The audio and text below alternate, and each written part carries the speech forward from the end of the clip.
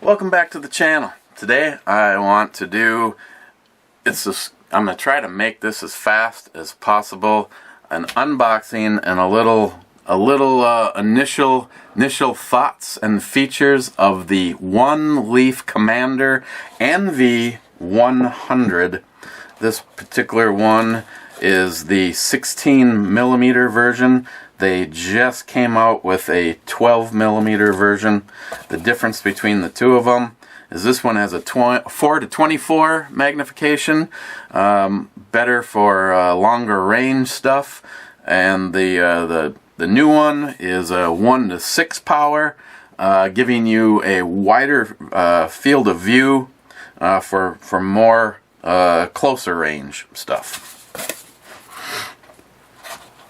What you get in the box is the unit itself, your charging cable slash plug it into your computer, PVC tape, a longer eyepiece,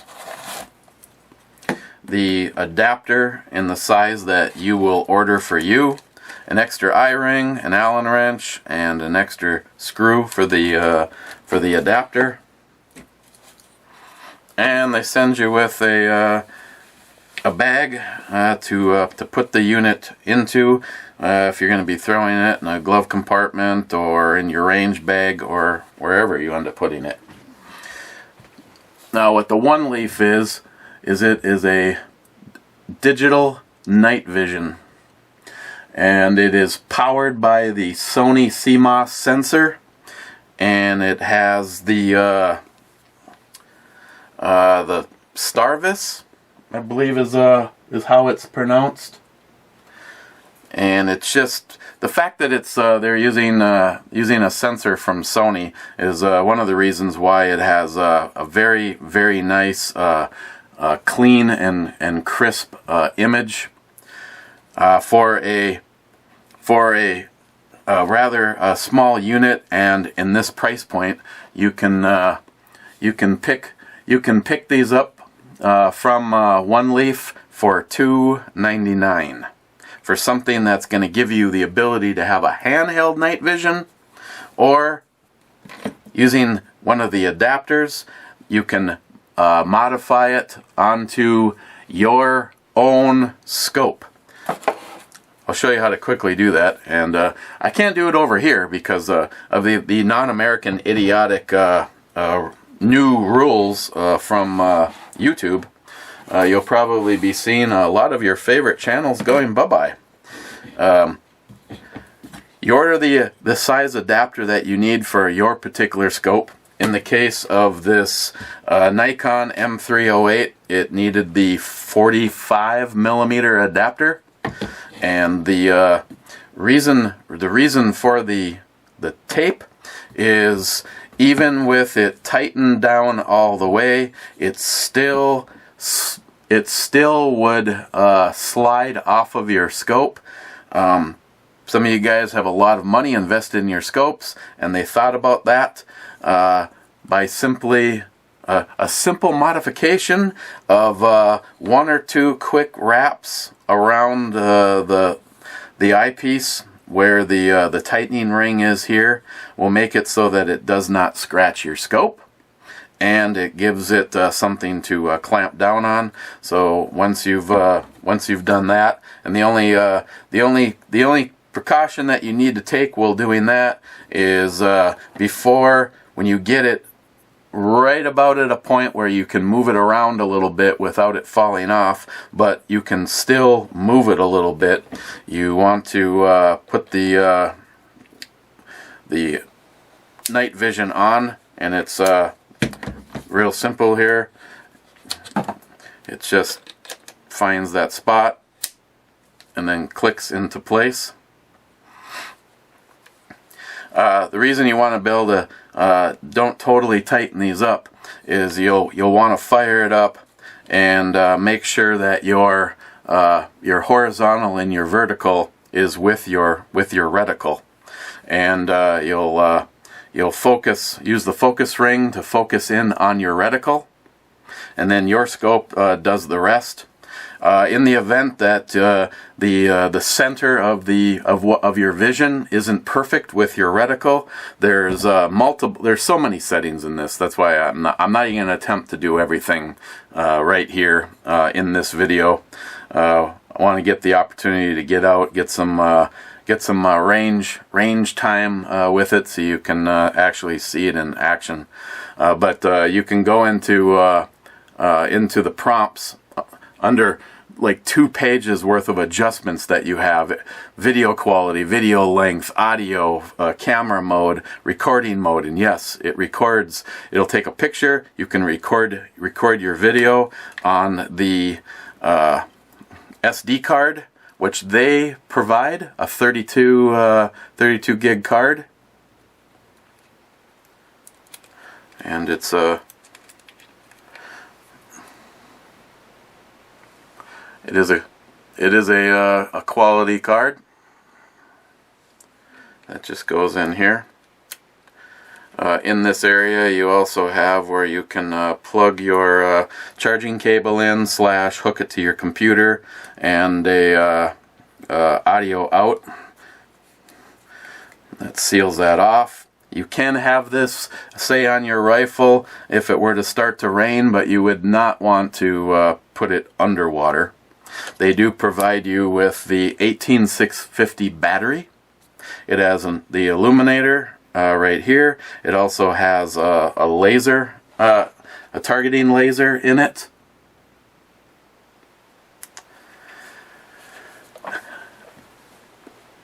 I just thought that it was a very nice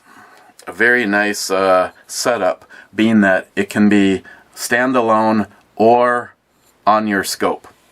And I have had this for some time now, and I apologize to OneLeaf, but I'm actually glad that I've taken the time and goofed around with this more and more, because I honestly have a much higher level of appreciation. Now I realize that if you take something that does multiple things, it may not do everything awesome, but if you're looking for a way to get into night vision, and maybe you want a handheld unit, maybe you want it for hunting and put it on your scope, this gives you the ability to do both. And once you get it set up and understand exactly how it works, what the controls are, what you have control over, I believe you'll end up like me, and the longer you have it and the more you use it, the more you appreciate it. The biggest, one of the only drawbacks that I have personally found is I really wanted to be able to put it on my Mosin. I do not have an option on the Mosin for moving the scope forward on here. If I'm already at the last slot, both front and rear. The best I could possibly do would be to slide the scope up until I got. See, I don't have that as an option on this. I actually ended up putting this on the rifle that has been dubbed the JP Killer, because I had already started off with this over 2.5 inches back from the last possible slot on the top rail. Now I could get more out of it, but I am not a fan of having your optic mount not be on your upper receiver. Do not want this to cross over and be on the handrail. Now I don't know if there's some cantilever mounts out there that will give you a little bit more of a stretch, but depending on your particular scope setup, you may need to gain anywhere from 2.5 to 4 inches if you have a spot in particular that you like. Now, this is working best on the JP Killer, the AR-10 chambered in 308. So that's why I have it set up to be used on that guy. I was able to move it enough forward that it didn't. My eye relief moved almost almost 2 inches, which is still giving me plenty of range with it on the stock. But I'm just being honest with you, that is about the only thing that I have had an issue with so far. But I haven't had it out shooting, and on the JP Killer, on this particular scope, I'm not foreseeing that it's going to be the issue that I would have had on, say, on this guy, because I don't really have I don't have any latitude for this, unless of course I want to change everything, and right now I have too much invested in those scope rings to switch to something else. So maybe if they have a cantilever mount that has more forward reach than this guy, leaving it on that rifle would be absolutely awesome. So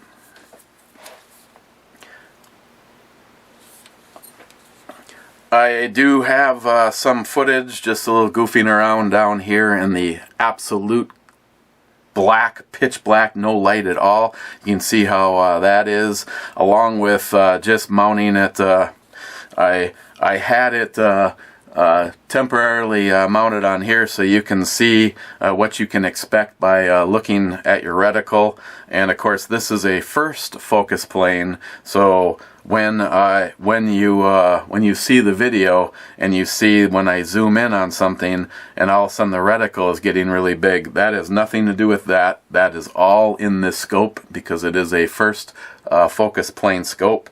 This one is not a first focus plane scope, so if I go from 4 power to the 16 power, the reticle would stay the exact size all the way through the magnification.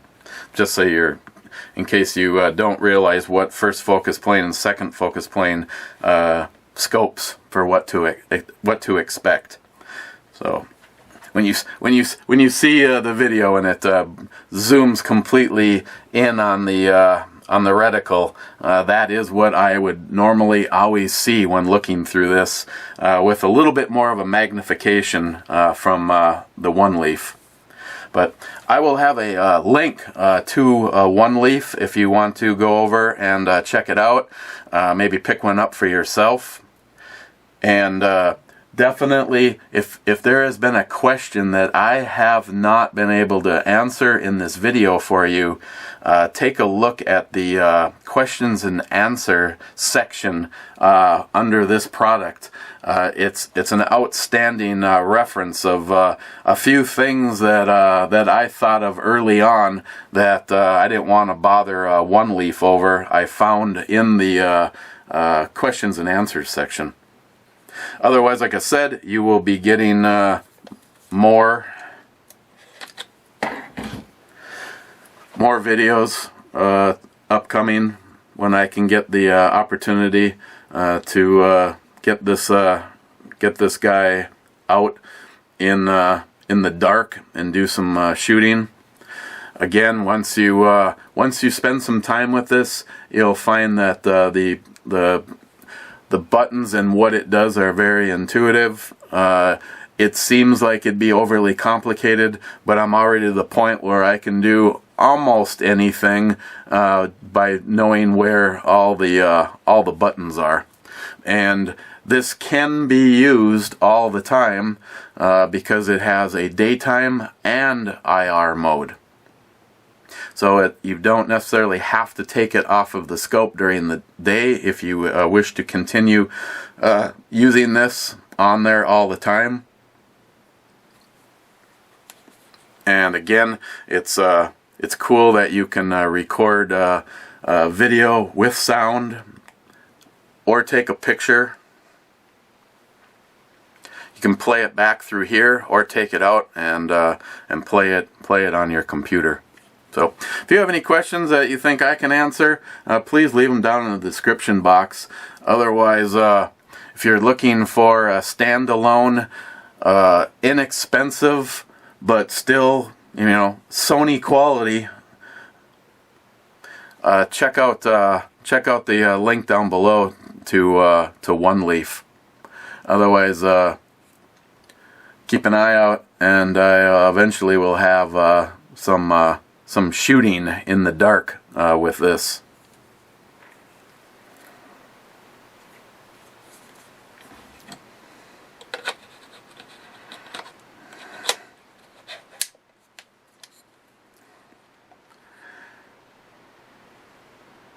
The oneleaf Commander NV100. This one is the 16mm, which gives you the 4 by 24.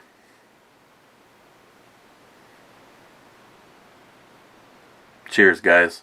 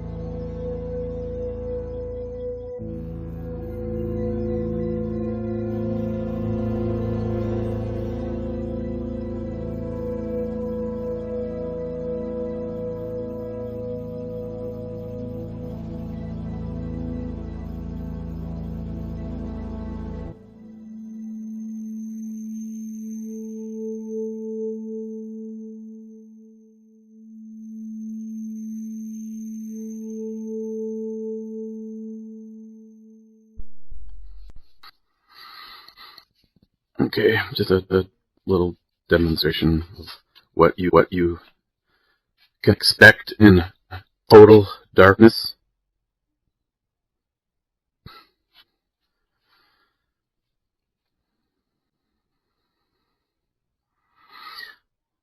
There's absolutely no light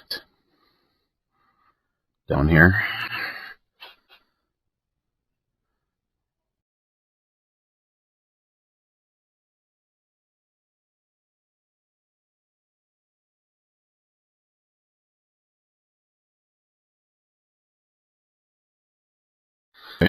Okay. Again, if you want to use this as a handheld unit, not as a part of your say a setup on a scope, it works excellent at that. I'm trying to be as steady as possible.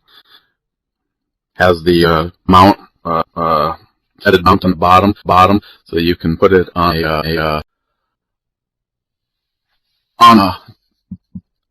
like a bipod or a tripod.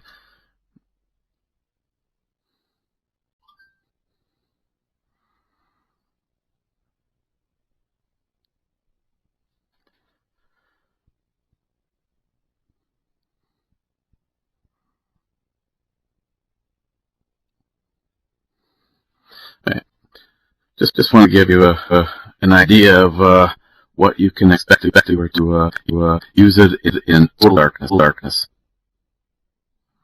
Obviously, it'll be even more cool to have used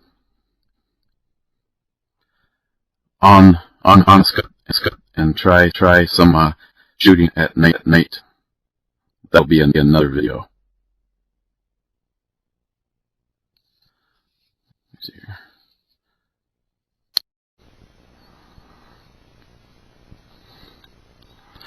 Okay. Cheers.